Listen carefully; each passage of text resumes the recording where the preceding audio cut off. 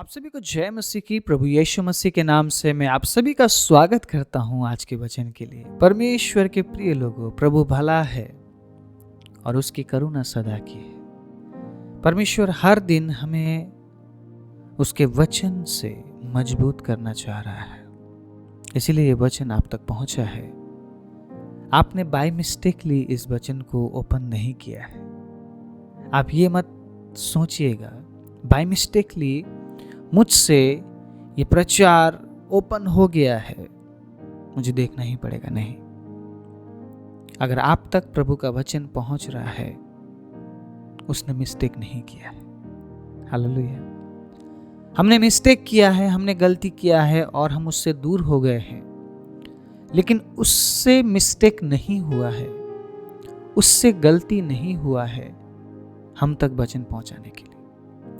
प्रभु का वचन जब हम तक पहुंचता है, परमेश्वर का वचन इसलिए नहीं पहुंचता है कि हम उस वचन को सुने और भूल जाए। परमेश्वर का वचन इसलिए हम तक पहुंचता है परमेश्वर के प्रिय लोगों, ताकि उस वचन के अनुसार हम अपने आप को ढाल सकें। जब हम पहला कुरिन्थी 3 अध्याय उसके पहले आयत से पढ़ते, कुछ इस प्रकार लिखा है, हे भाइयों, मैं तुमसे इस रीति से बातें ना कर सका जैसे आत्मिक लोगों से, परंतु जैसे शारीरिक लोगों से और उनसे जो मसीह में बालक है। पौलुस यहां पर कलीसिया के लोगों के साथ बात कर रहा है, कलीसिया के लोगों को पत्री भेज रहा है, और उस पत्री में वो क्या लिखता है, मैं तुमसे इस रीति से बातें ना कर सका जैसे आत्मिक लोगों से, बल्कि बच्चों के समान तुम हो, तुम शारीरिक हो और अब भी बालक हो। आप समझिएगा, आज कुछ बातें मैं आपको समझाना चाह रहा हूं परमेश्वर के प्रिय लोगों। अगर आप उन बातों को समझते हैं और अगले ही पल से उन बातों का अनुसरण करने लगते हैं, मैं विश्वास के साथ कहता हूं आप समझदार बन जाएंगे। Praise the Lord. आप समझदार बन जाएंगे। देखिए आगे क्या लिखता है वो, मैंने तुम्हें दूध पिलाया, अन्न ना खिलाया, क्योंकि तुम उसको नहीं खा सकते थे, वरन अब भी नहीं खा सकते हो। पौलुस के लिए ये बात बोलना बहुत कठिन था, लेकिन फिर भी अपने पत्री में इस बात को वो लिख रहा है। पता है क्यों? क्योंकि लोगों के हालात को देखकर। आज मैं आपसे पूछना चाहता हूं, एक फोन आप कितने साल इस्तेमाल करते हैं? एक कपड़ा आप कितने साल पहनते हैं? एक घर में आप कितना साल रहना पसंद करते हैं? एक गाड़ी आप कितना साल चलाते हैं? समय समय पर आपको अपग्रेड करना होता है, मतलब आप उस चीज को बदल कर आप उससे अच्छा चीज लेते हैं। आप एक ही कपड़ों में जिंदगी नहीं गुजारते हैं, आप एक ही घर में जिंदगी नहीं गुजारते हैं, आप एक ही गाड़ी में जिंदगी नहीं गुजारते हैं, आप बदलते हैं। आजकल तो एक ऐसा ट्रेंड चला है, लोग महीनों में फोन बदल देते हैं, 2, 3, 4 महीने में वो नया फोन खरीद लेते हैं। पुराने फोन का बिजनेस इतना बढ़ चुका है, क्यों? क्योंकि लोग नया फोन खरीदना पसंद करते हैं। पुराने गाड़ियों का बिजनेस इतना बढ़ चुका है, क्यों? क्योंकि लोग नया गाड़ी खरीदना पसंद करते हैं। लोग कुछ महीने चलाते हैं, करीबन साल चलाते हैं, उसके बाद वो नया खरीदते हैं। जब आप इस संसार में रहते समय अपनी चीजों को आप बदलते हैं, बेहतर और अच्छा ढूंढते हैं, तो क्यों नहीं अपने विश्वास के जीवन में आप चीजों को बदले? मैं क्या कहना चाह रहा हूं आप समझ रहे हैं? मैं कहना चाह रहा हूं परमेश्वर के प्रिय लोगों, जब आप कपड़े बदलते हैं, गाड़ी बदलते हैं, घर बदलते हैं, फोन बदलते हैं, तो अपने विश्वास के स्तर को क्यों नहीं बदल पाते आप? आपका प्रार्थना सालों पहले भी वैसा ही प्रार्थना, आज भी वही प्रार्थना।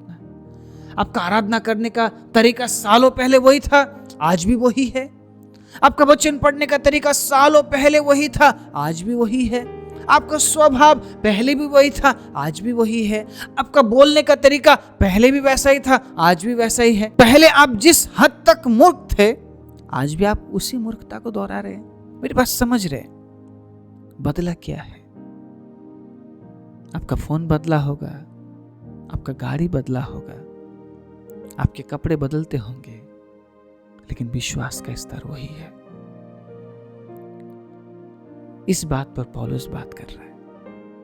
सालों पहले जब मैंने तुम्हें अन्न ना खिलाया, दूध पिलाया, आत्मिक दूध पिलाया,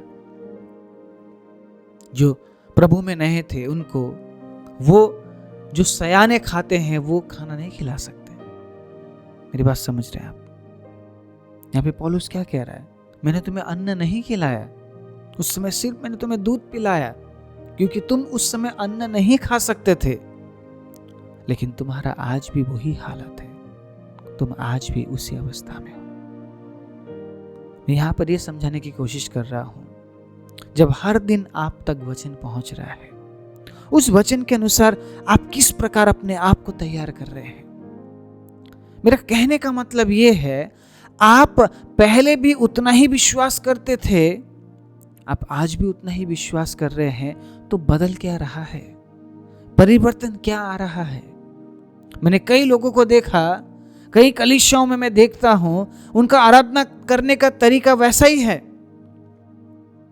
गाना इधर जा रहा है, म्यूजिक इधर जा रहा है, लोगों के जो ताली के ताल वो अलग जा रहे होते हैं, कोई भी चीज मैच नहीं करता है, लेकिन वो उसी में खुश है। मैं आज ये पूछना चाहता हूं परमेश्वर के प्रिय लोगों, आप किसकी आराधना दे रहे हैं? आप किसकी महिमा कर रहे हैं? जो राजाओं का राजा है, जो प्रभुओं का प्रभु है, जिसने मेलोडी बनाया, जिसने इंस्ट्रूमेंट बनाया, जिसने आराधना करने वाले इंसान को बनाया, आप उसकी आराधना कर रहे हैं? मैं पूछना चाहता हूं, आप उसकी महिमा कर रहे हैं जिसने लूसीफर को गिरा दिया, ये कहते हुए अब नहीं चाहिए, तू नहीं चाहिए मुझे, क्योंकि अब मैं इंसान को बनाऊंगा जो तुझसे भी अच्छा आराधना करेगा। लूसीफर को चैलेंज दिया परमेश्वर ने। मुझे बताइए आप, क्या हम एक ऐसे महान परमेश्वर की आराधना कर रहे हैं? आज इस बात को आप चुनौती समझकर एक्सेप्ट कर लीजिए परमेश्वर के प्रिय लोगों। मैंने बहुत से लोगों को ये हालत में देखा है, वो अपग्रेड नहीं हो पाते। मैं उनको देखता हूं, वो कपड़ों में, फोन में, गाड़ियों में, घरों में अपग्रेड हो रहे होते हैं, बदलते रहते हैं, वो समय समय पर चीजें बदलते रहते हैं, लेकिन उनका विश्वास का स्तर अपग्रेड नहीं होता है। उनका प्रभु में जो मेहनत वो करते हैं ना, गिटार बजाते हैं, कीबोर्ड बजाते हैं, गाना गाते हैं, प्रचार करते हैं, उसमें अपग्रेड नहीं हो पाते। वो प्रार्थनाओं में अपग्रेड नहीं हो पाते हैं, विश्वास में, देने में अपग्रेड नहीं हो पाते। सालों पहले भी उतना ही दे रहे थे, आज भी उतना ही दे रहे हैं, इसीलिए तो नहीं बढ़ता है। बढ़ोतरी नहीं कर रहे ना हम देने में, कैसे बढ़ाएगा वो? मेरी बात समझ रहे आप वचन क्यों सुन रहे, ताकि आप बढ़ सके। अगर आप नहीं बढ़ना चाहते हैं तो आपको वचन की जरूरत ही नहीं है। आप आज भी उसी हालत में है। और तो और कई लोग बाइबल के नाम के अनुसार खोल भी नहीं पाते। समझ रहे आप मैं क्या बोलने की कोशिश कर रहा हूं? आप उन्हें बताइए, मीका की किताब निकालो, वो रेवलेशन में ढूंढ रहे होते, प्रकाशित वाक्य में मीका की किताब ढूंढ रहे होते हैं। यही बाइबल वो हर संडे अपने साथ लेकर आते, लेकिन उन्हें ये नहीं पता है मीका का किताब कहां पर है। मैं यहां पर किसी को टारगेट नहीं कर रहा हूं परमेश्वर के प्रिय लोगों। इवन मैं खुद को भी बोल रहा हूं, कई जगह में मेरे अंदर भी कमी है। प्रभु आज मुझसे भी बात कर रहा है। परमेश्वर दोष नहीं लगाता है, परमेश्वर हमें याद दिलाता है कि हम क्या कर रहे हैं। और आज परमेश्वर आपको और मुझे याद दिला रहा है, क्या हम सही तरह से, सही रूप में प्रभु में बढ़ रहे हैं या नहीं। ये वचन हमें याद दिलाता है। सालों पहले हम वही कर रहे थे, सालों बाद भी हम वही कर रहे हैं। इसका मतलब कुछ प्रॉब्लम है। अगर मैं उदाहरण के लिए, अगर मैं आपके बच्चों को लूँ या मैं अपने खुद के बच्चे को लूँ, अगर जो हमारे बच्चे हैं वो सही तरह से ना बढ़े, वो बोल ना पाए, सुन ना पाए, देख ना पाए, और उनका ग्रोथ अगर सही तरह से ना हो, तो क्या आप उस बच्चे को लेकर घूमते रहेंगे? तो क्या मैं उस बच्चे को लेकर घूमता रहूँगा? मैं ये बोलता रहूँगा कोई बात नहीं बेटा, मत बढ़ो, ऐसे ही रहो, हम जिंदगी भर प्यार करते रहेंगे? क्या हम ऐसा बोलेंगे? कभी नहीं। जब आप देखते हैं आपके जो बच्चे हैं नहीं बढ़ रहे हैं, ग्रोथ नहीं हो रहा है, आप डॉक्टर के पास लेके जाते हैं, आप बोलते हैं डॉक्टर साहब मेरे बच्चे के अंदर ये प्रॉब्लम है, इसका इलाज कीजिए। आप भागेंगे। जो आप कर सकते अपने बच्चों के लिए वो आप करेंगे, क्योंकि आप आपके बच्चों को बढ़ता हुआ देखना चाहते हैं। तो क्या परमेश्वर हमें बढ़ता हुआ देखना नहीं चाहता है? क्या परमेश्वर हमें एक ही हालत में देखना चाहता है, एक ही स्थिति में देखना चाहता है? परमेश्वर के प्रिय लोगों, आप क्या चाहते हैं? आप क्या समझ रहे हैं कि हम वचन पढ़ते रहेंगे और एक ही हालत में रहेंगे? जब आप अपने बच्चों को बढ़ता हुआ देखना चाहते हैं, वो भी अपने बच्चों को बढ़ता हुआ देखना चाहता है। आज हम किस प्रकार प्रभु के वचन को लेकर पढ़ रहे हैं? इब्रानियों 5 उसके 12 में क्या लिखा, मेरे साथ पढ़िए। बहुत ही सुंदर वचन है। इब्रानी 5 उसके 12 में सुनिएगा। समय के विचार से तो तुम्हें गुरु हो जाना चाहिए था, तो भी यह आवश्यक हो गया है कि कोई तुम्हें परमेश्वर के वचनों की आदि शिक्षा फिर से सिखाए। तुम तो ऐसे हो गए हो कि तुम्हें अन्न के बदले अब तक दूध ही चाहिए। आज भी हम उसी हालत में हैं कि कोई आए और हमारे लिए प्रार्थना करे, कोई आए और हमें वचन सुनाए, कोई आए और हमें सिखाए, हाथ पकड़कर चलना सिखाए। कब तक? आप अपने बच्चों को देखकर समझ पा रहे हैं वो बढ़ रहे हैं या नहीं बढ़ रहे हैं? उसी प्रकार परमेश्वर अपने बच्चों को देखकर समझ पा रहा है कि वो बढ़ रहा है या नहीं बढ़ रहा है। जब आप अपने बच्चों को डॉक्टर के पास लेकर जाते हैं, आप समस्या बताते हैं। आज मैं कैसे डॉक्टर का पता आपको बताने वाला हूं परमेश्वर के प्रिय लोगों। उस डॉक्टर का पता है यिर्मयाह 33:3, वही उसका फोन नंबर है, वही उसका पता है। जब आप उसके हुजूरी में जाते हैं और उसे बोलते हैं डॉक्टर जीसस, डॉक्टर यीशु, मेरे समस्या का समाधान बताइए, और वो आपके समस्या के अनुसार आपके साथ डील करता है और आपको दवाई देता है।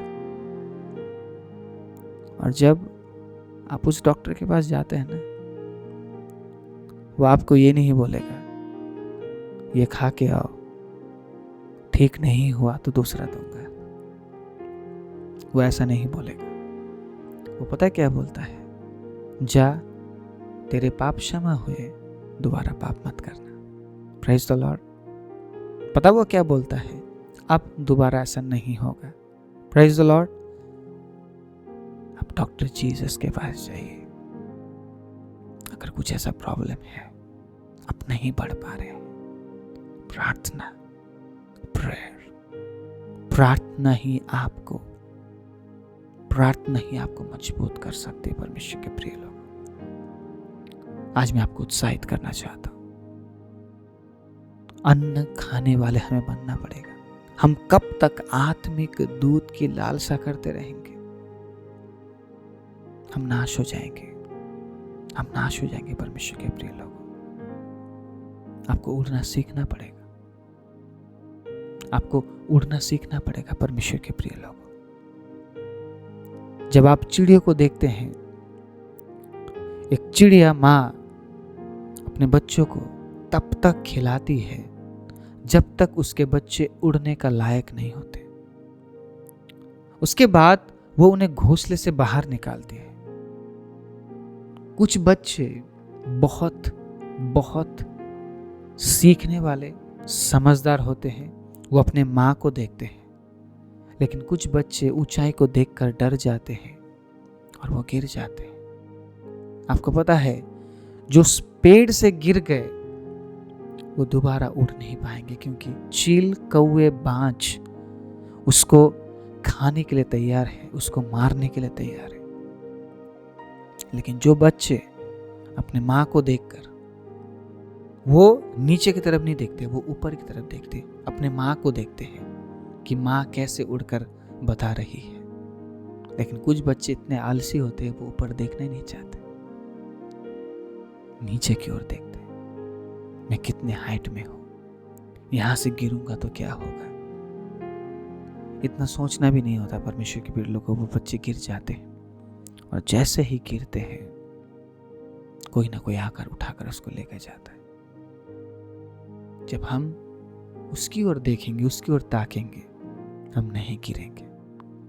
हालेलुया।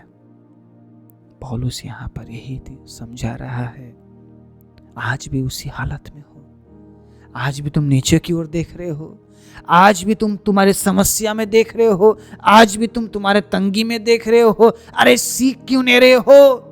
क्या प्रॉब्लम है? उस प्रॉब्लम को डॉक्टर जीसस के पास लेकर जाओ, वो तुम्हें बताएगा क्या खाना है, कैसे चलना है, कैसे जीना है, कैसे आगे बढ़ना है, वो सिखाता है। इसीलिए यिर्मयाह 33:3 में उसने बुलाया है, मेरे पास आओ, प्रार्थना करो, मैं तुझे ऐसी कठिन बातें बताऊंगा जिसे तू अभी नहीं जानता है। परमेश्वर के अजीजों, आज का वचन बहुत ही चुनौती वाला वचन है। इस वचन को सुनने के बाद हमें ऐसा लगता है कि हमें वो करना चाहिए जिसलिए प्रभु ने हमें बुलाया है। और जब आप उस काम के लिए अपने आप को तैयार करते हैं जिस काम के लिए परमेश्वर ने आपको बुलाया है, आप समझते हैं कि आप अब बालक नहीं बल्कि अब आप सयाने बन गए। जो सयाने, जो समझदार है, वो वचन सुनकर कभी बुरा नहीं मानते। लेकिन पता है जो बालक है, थोड़े थोड़े बातों में वो गुस्सा हो जाते हैं। अरे वचन से तो मुझे ऐसा बोल दिया, वचन से तो मुझे ऐसा सुना दिया, मुझे ही सुनाया, मैं या बुरा हूं, चर्च में तो सब अच्छे हैं, मुझे क्यों सुनाया? अगर वचन आपसे बात कर रहा है, एक्सेप्ट कर लीजिए। हालेलुया। इब्रानियों की किताब में लिखा है, वचन 2 धार वाला तलवार है, वो दोनों साइड से वार करता है और हमारे मनों के विचार को अलग अलग करके उसे जांचता है। हमारे दिल, हमारे प्राण सबको भेद देता है। प्रभु का वचन ऐसा नहीं है कि हमेशा आपको अच्छा और सुहावने लगेंगे सुनने के लिए। कभी कभी उसका वचन बहुत कठिन भी होता है एक्सेप्ट करना, ग्रहण करना। लेकिन अगर आप समझदार हैं, अगर आप अन्न खाने वाले हैं, अगर आप सयाने हैं, आप बुरा नहीं मानेंगे। हालेलुया। इसीलिए वो आपको सयाना बनाना चाहता है। वो नहीं चाहता कि आप बुरा माने, वो नहीं चाहता है कि आप गुस्सा हो जाए, क्योंकि उसका वचन आपको बुरा कभी बोलेगा ही नहीं। उसका वचन आपको याद दिलाएगा कि आप कर क्या रहे हैं, आपके साथ हो क्या रहा है, आप कैसा जीवन जी रहे, वो याद दिलाता है परमेश्वर के प्रिय लोग। और जब आप उस बात को अनुसरण करते हैं, आप समझदार बन जाते हैं, आप सयाने बन जाते हैं। और आज के वचन से मैं आपको यही बताना चाहता हूं, बालक के समान नहीं, अब सयाना होकर प्रभु के साथ चलना पड़ेगा, समझदार होकर प्रभु के साथ चलना पड़ेगा। क्योंकि बहुत बुरे दिन आने वाले हैं परमेश्वर के प्रिय लोगों, जहाँ पे हमें समझ की ज़रूरत होगी, सयानापन की ज़रूरत होगी। उस समय हम बालक के समान चलेंगे तो हम उसके आगमन तक इंतज़ार नहीं कर पाएंगे। और वो नहीं चाहता हम में से कोई भी नरक में जाए, हम में से कोई भी नाश हो। इसीलिए अगर हम समझदार बन गए, हम बुरा नहीं मानेंगे, हम प्रभु के वचन को पकड़ कर रखेंगे और उसके रास्ते पर उस अनुसार चलेंगे जिस प्रकार एक समझदार व्यक्ति चलता है और प्रभु के राज्य के लिए इंतजार करता हुआ अपने आप को तैयार रखता है। आइए अपनी आंखों को बंद करें। सर्वशक्तिमान जीवित दयालु पवित्र परमेश्वर, हम धन्यवाद देते हैं आज के अद्भुत वचन के लिए प्रभु। जिस प्रकार आपने हमसे बात किया है उसी प्रकार होने दे प्रभु। जिन्होंने आज के वचन को सुना है प्रभु, वो सयाने बन जाए प्रभु, तेरे वचन को पकड़ कर रखे, तेरे वचन को थामे रखे प्रभु, ताकि आने वाले दिनों में परमेश्वर अद्भुत गवाही हमारे जीवन में हो। और प्रभु हम अपने आप को इस प्रकार तैयार करें ताकि प्रभु हम तेरे राज्य के लिए प्रभु बिल्कुल निडर होकर प्रभु भरोसे के साथ इंतजार करते हुए प्रभु अपने आप को तैयार रख सके। सारी महिमा आदर इज्जत जलाल आपको देते हुए प्रार्थना प्रभु यीशु के नाम से मांगते हैं, आमीन।